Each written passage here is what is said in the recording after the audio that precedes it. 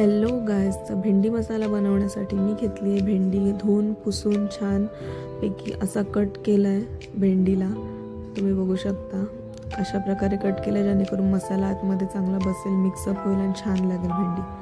तर त्यात घेतला आहे लाल मिरची पावडर, हळद आणि थोडंसं मीठ चवीनुसार। त्यानंतर घेतलं आहे थोडंसं लेमन ज्यूस, लेमन स्क्वीज केला आहे थोडासा, आणि बेसन 1 चमचा, आणि ती चांगली टॉस केले जेणेकरून त्याला कोटिंग बसली बेसनची छानपैकी।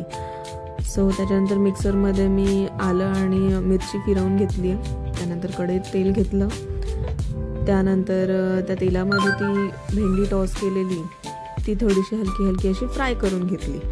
फ्राय केल्यानंतर त्याच कढईमध्ये कांदा भाजून घेतला आहे थोडा गोल्डन होईपर्यंत। त्यात ती आपली आलं मिरचीची पेस्ट टाकली आणि टोमॅटो घेतला आणि शिजवायला ठेवला छानपैकी हलवून मिक्स करून, आणि जिरा आणि हिंग टाकले थोडंसं, नंतर मी विसरलेले टाकायला। त्यानंतर मी दही घेतली, त्यात धन पावडर, आपला नॉर्मल मिरची मसाला, हळद, जिरा पावडर, थोडंसं मीठ टाकून ते मिक्स करून घेतले, आणि ते जे आपण गॅसवर ठेवले त्याच्यात ते डिरेक्टली पोर करायचं जेणेकरून ते छान मिक्स होईल।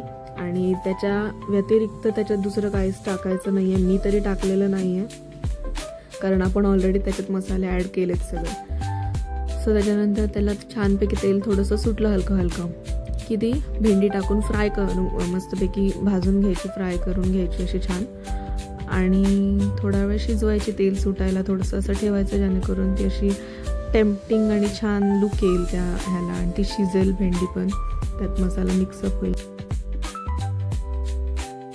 सो अशा प्रकारे तुम्ही सुद्धा ही रेसिपी ट्राय करा, खूप इझी रेसिपी आहे, यम्मी टेस्टी। थँक्यू।